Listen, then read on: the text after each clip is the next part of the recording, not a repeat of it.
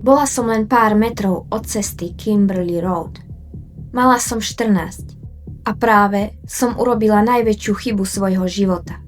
Moja čierno-červená kolobežka ležala opretá o strom. Zbytočne. Pretože z tohto miesta som už neodišla. Všetko sa to začalo správou. Milou správou. O slabej, bláznivej nádeji na vianočnú lásku. Vylákali ma. A ja hlúpa, zamilovaná, som šla. Šla som kvôli Gabrielovi. Chceli, aby ste si mysleli, že som utiekla. Že som len ďalší problémový tínedžer. Ale ja som neutiekla. Mňa zastrelili. A potom ma zapálili, aby neostali žiadne dôkazy. Aby to, čo som cítila, čo som dúfala a to, čím som bola, navždy zmizlo v dime. Som Danika Troy a dnes vám rozpoviem, čo sa skutočne stalo v tej tme. Poviem vám, aký je motív, ktorý nedokázala pochopiť ani polícia. Bol to plán a ja som bola len figurka, ktorú vymenili za pocit moci. Obete z krimi príbehov majú tvár, ale nemajú hlas. V mojich videách ho dostanú. Rozprávajú svoj tragický príbeh sami, tak, ako sa naozaj stal, aby sa na ne nezabudlo, aby ich smrť nebola zbytočná. Florida. Slnečný štát. Keď zavriete oči, vidíte modrú oblohu, palmy a cítite tú energiu dovolenky. Vidíte tie uvítacie cedule, ktoré sľubujú raj. Ale ja vám poviem pravdu. Hneď za tými pohľadnicovými výhľadmi sa svet dokáže roztrieštiť na 1000 kúskov. Možno ste o mne nedávno počuli v správach. Ale tam som len obeť. Tu, teraz, chcem byť opäť tým dievčaťom, ktorým som bola. Moji priatelia by vám povedali, že som bola vtipná, bystrá a veselá. No dobre, priznávam sa, trochu som bola dramatická, ale v tom dobrom zmysle. Milovala som filtre na Snapchate, hudbu, ktorá mi dunela v ušiach a hodiny som dokázala preberať chalanov. Mala som jedno veľké vianočné prianie. Moja mama Ashley vám to potvrdí. Nechcela som drahé darčeky. Chcela som sa zamilovať. Znie to tak nevinne však. Tak sladko. Ale presne toto nevinné prianie použili proti mne. Bol tam chlapec, spolužiak. Bol niečo starší ako ja. Bol to chlapec s tým typickým tínedžerským šarmom, ktorému 14 jednoducho prepadnete. Písali sme si 3 mesiace. 3 mesiace koketných správ, tajných telefonátov. Hovoril mi presne to, čo som chcela počuť. Pre moje srdce to znamenalo celý vesmír. Cítila som sa dospelo. A konečne som sa cítila chcená. Už predtým som sa občas vytratila z domu. Rodičia mi za to dali zaracha. Nie preto, že by som bola zlá, ale preto, že sa o mňa báli, chceli ma chrániť. Keby som ich vtedy len počúvala. Bolo to koncom novembra 2025. Noc bola tmavá a ja som si myslela, že idem za láskou. Vzala som svoju kolobežku a potichu, aby ma nikto nepočul, som vyklzla do tmy. Myslela som si, že mierim na tajné rande s chlapcom, ktorého milujem. Netušila som, že mierim priamo do pasce. Nasledujúce ráno moja mama vošla do izby, aby ma zobudila. Ale moja posteľ bola prázdna. Urobila to, čo by urobila každá mama. Nahlásila ma ako nezvestnú. Polícia to najprv nebrala príliš vážne. Povedali si, že to je útek z domu. Veď som to už urobila. Tínedžerka, chýbajúca kolobežka. Vyzeralo to ako moja voľba. Ale mama vedela, že na tak dlho by som neušla. Posledná novembrová noc sa zmenila na 1. decembrové ráno. A ja som stále nikde nebola. Viete, v 14 rokoch sa svet zdá byť nekonečný. Riešite, s kým si sadnete v školskej jedálni, akú fotku dáte na Instagram a naozaj netušíte, že vám zostáva len pár dní života. Vždy som bola trochu divoké dieťa. Hľadala som dobrodružstvo, ale utiecť Prečo by som opustila všetko, čo som milovala? Neutiekla som. A to je tá časť, ktorú vám musím povedať. Musím to vyrieknúť nahlas, pretože nikto iný už nemôže. Tá noc, tá prekliatá noc, všetko to začalo ako nevinná správa. Viete, keď vám niekto napíše, že vás potrebuje, bolo to naliehavé, znelo to ako tajomstvo, ktoré musím udržať. A ja som nevedela povedať nie. Spomínam si na ten chladný vzduch a to lístie, ako mi šušťalo pod mojimi teniskami, keď som kráčala do toho lesa. Ale to, čo ma nalákalo, nebolo tajomstvo. Bol to hnev a zrada. A posledná vec, ktorú som kedy uvidela, bola čierna hlaveň a tie hrôzostrašné oči človeka, ktorého som milovala. Zatiaľ, čo moje telo ležalo v lese, detektívy skladali moje posledné hodiny cez môj telefón. Snapchat, správy, poloha. Videli ten vzorec. 3 mesiace zvádzania. 3 mesiace manipulácie. Písal mi, vytrať sa sama. Žiadni rodičia, len ty a ja. Išla som tam s plným srdcom a vierou v lásku. A oni tam čakali so zbraňou. O niekoľko dní neskôr vošiel do toho lesa dospelý muž. Našiel miesto činu. A vedľa ležala moja kolobežka. Čo by ste urobili vy? Zavolali by ste políciu? Alebo by ste začali kričať? Tento muž nie. Hoď ma uvidel tam ležať, nechal ma tam. A vzal si moju kolobežku. Odniesol si ju domov. Tvárou v tvár tej najhoršej veci, akú človek môže vidieť, sa rozhodol, že kolobežka je len nejaký voľný majetok. Meno toho muža je Mitchell Edins. Do môjho príbehu vstúpil nie ako hrdina, ktorý ma prišiel zachrániť, a ani ako ten, kto mi ublížil. Vstúpil doň ako svedok. Svedok, ktorý zlyhal.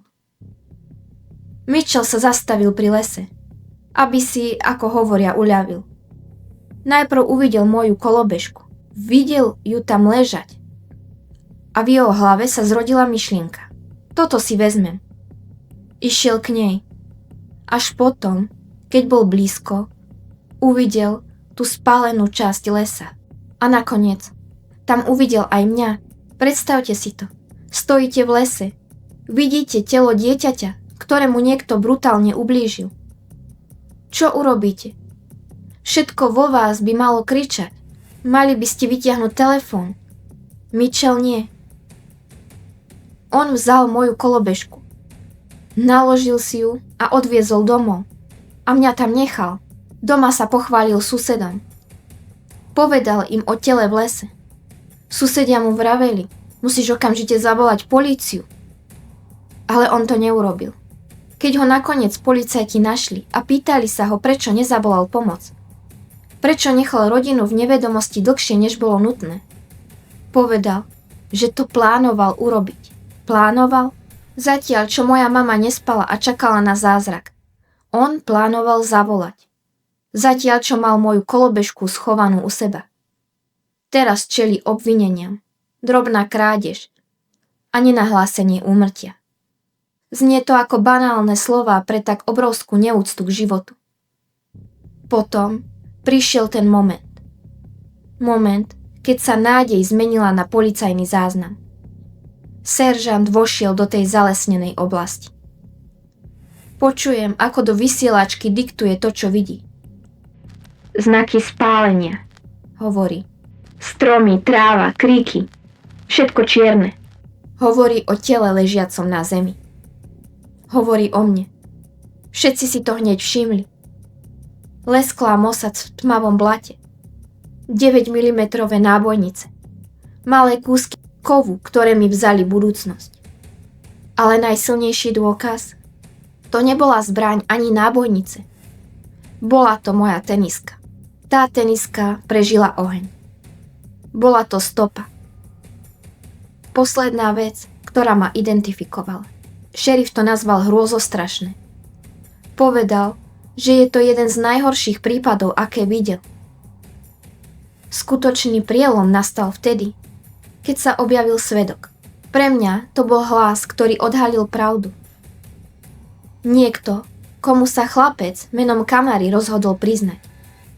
Myslel si, že to je súkromný rozhovor medzi kamarátmi. Nebola to náhoda, nebol to omyl. Plánovali to.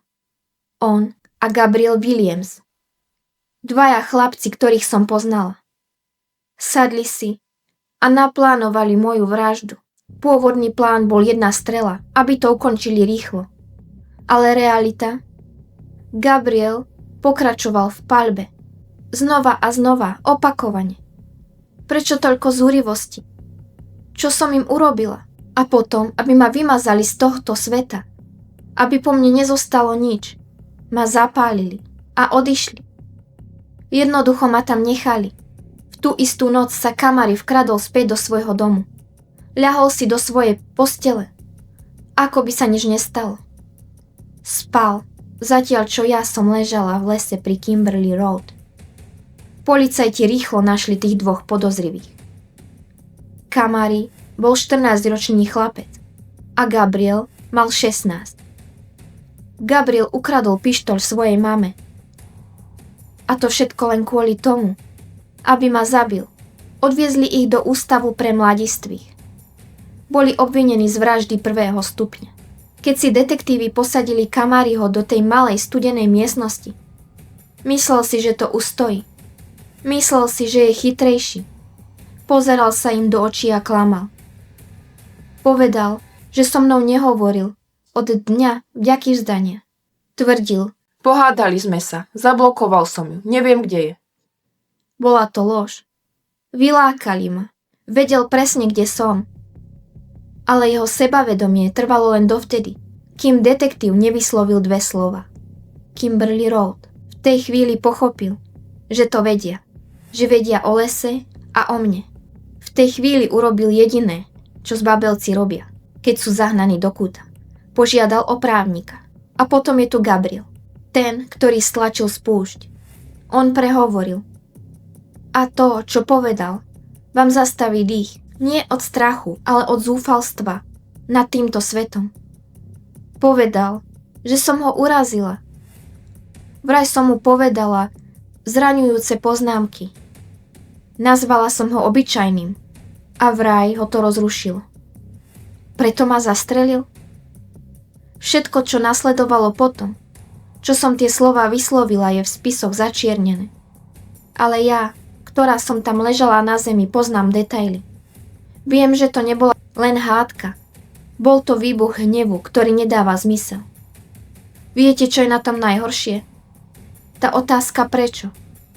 Prečo som musela zomrieť v tme? Ich vysvetlenie znie ako zlý, krutý vtip. V súdnych dokumentoch to nazvali dráma na sociálnych sieťach. Blokovanie, zranené city, hrubé posty. Ale šerif tomu neveril. Povedal to jasne. Fakty nesedia. Za tým musí byť niečo viac. Niečo temnejšie, než len malicherná hádka detí. Pretože ak je pravda, že ma zabili len pre pár slov, potom je tento svet ešte oveľa viac desivejším miestom, než si dokážeme predstaviť. Neviem, čo je horšie.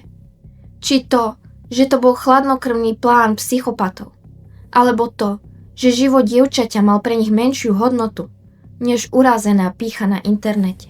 Bola som zamilovaná. Zamilovaná do Gabriela. Moja mama Ashley to povedala presne. Jej slová ma bolia, pretože sú pravdivé. Povedala, Gabriel len predstieral, že k nej niečo cíti. Takto bola zlákaná. Viete, v tom čase som mala domáce väzenie. Presne za to isté, za vytrácanie sa z domu. Mala som sedieť doma a pikať. Ale deti, ako hovorí mama, deti proste nepremýšľajú o následkoch. Tú noc ma na to stretnutie hnala nádej. Vykradla som sa do tmy len preto, aby som strávila čas s chlapcom, ktorý pre mňa znamenal celý svet. Mama mala pravdu. Verila som mu. Nebolo ťažké ma zlákať. Mal moje srdce. Urobila by som pre neho čokoľvek. Išla som za ním do lesa. Tam, kde neboli žiadni svedkovia, žiadne svetla, len on a ja.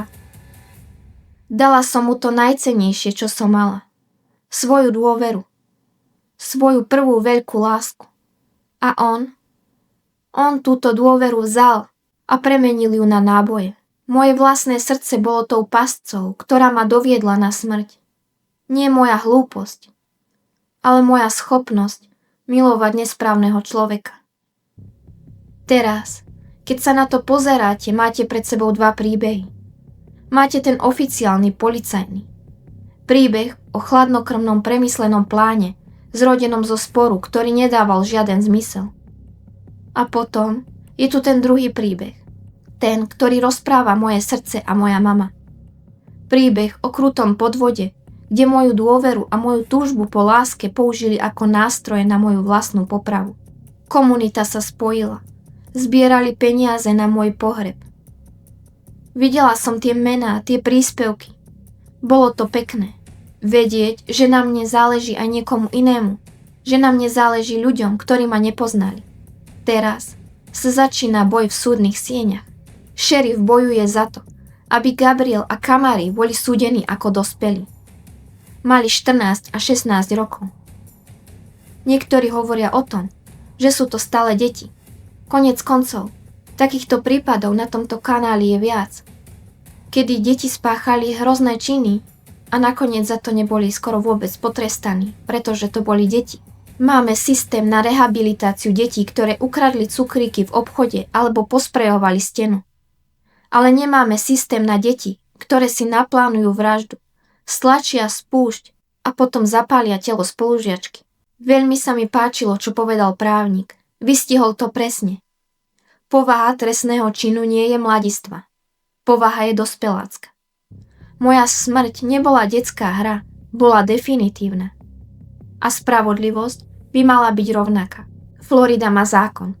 A tento zákon si myslím, že by mal byť všade vo svete. V skratke hovorí o tom, zločin dospelých, trest pre dospelých. Ak máte 14 a spáchate vraždu, štát vás môže súdiť ako dospelého. Tí dvaja zatiaľ sedia v nápravnom zariadení pre mladistvých a právnici sa hadajú o paragrafoch. Mama hovorila o tom, ako som tomu chlapcovi verila. Mala som ho rada a moja malá sestra má len 8 rokov. Skúste 8-ročnému dievčatku vysvetliť, prečo sa jej veľká sestra už nikdy nevráti domov. V kostole sa stretli ľudia. Zapálili za mňa sviečku. Kamarátka tam stála a plakala. Hovorila, že by som tu mala byť, smiať sa a plánovať budúcnosť. Znie to ako klišé. Kým nevidíte moju prázdnu lavicu v škole. Môj príbeh explodoval. TikTok, Instagram. Ľudia zdieľajú moje fotky, robia smutné videá s hudbou a píšu o mojom vianočnom prianí. Ale prosím, počúvajte ma. Nechcem byť len virálny trend. Bola som skutočná. Hádala som sa s mamou o večierku, smiala som sa s kamoškami, bala som sa písomiek. Mala som riešiť, čo si oblečiem na Vianoce. Nebojovať o život. Ak ste rodič, neberte si z toho len to, že máte dávať viac zákazov. Strach nás, tínedžerov, neochráni. Naučte nás, že pocity sú skutočné. Že je normálne povedať, niekto sa mi páči a píšem si s ním. Ale hlavne, hovorte o červených vlajkách. Nebezpečenstvo nevyzerá vždy ako cudzinec v dodávke s cukrikmi. Niekedy vyzerá ako nevinná správa od spolužiaka. Poď von, ale nikomu to nehovor. Ak niekto chce tajnosti, ak nechce ísť na verejné miesto, ak vás chce izolovať od priateľov, to nie je romantika. To je pasca. Ten správny chlapec. Bude hrdý na to, že sa s vami môže ukázať aj za denného svetla. A vy dospelí, vy máte zodpovednosť tiež. Ten muž, čo vzal moju kolobežku, nie je obvinený z vraždy, ale jeho voľba bolela. Vyslal správu, že mŕtve dievča v lese je menej dôležité ako nález zadarmo. Prosím, buďte lepší. Ak vidíte niečo zlé, volajte okamžite pomoc. Ak sa na tento príbeh pozeráte a máte doma nejakého tínedžera, prosím, zastavte sa teraz. Pozrite sa na nich. Opýtajte sa ich. Ako sa cítia? Dajte im vedieť, že vám môžu zavolať alebo napísať, hoci kedy to budú potrebovať. Že ak sa im bude zdať niečo divné, prídete pre nich. Žiadne súdenie, žiaden krík. Ak sa vám niečo na ich vzťahu nepozdáva. Ak sa vám to zdá ovládajúce alebo desivé, počúvajte. Bez výčitiek. Buďte tým prístavom, ktorý som ja v tú noc nenašla. Ďakujem, že ste si našli tento čas, aby ste si ma uctili a nielen skonzumovali ďalší true crime príbeh. Ak chcete počuť aj iné príbehy ústami obeti, dajte prosím odber a zapnite si zvonček, aby sa o týchto prípadoch hovorilo stále viac a aby sa niečo také, ako sa stalo nám, nemuselo stať niekomu ďalšiemu. Som Danika Troj a ďakujem, že ste si vypočuli môj tragický príbeh.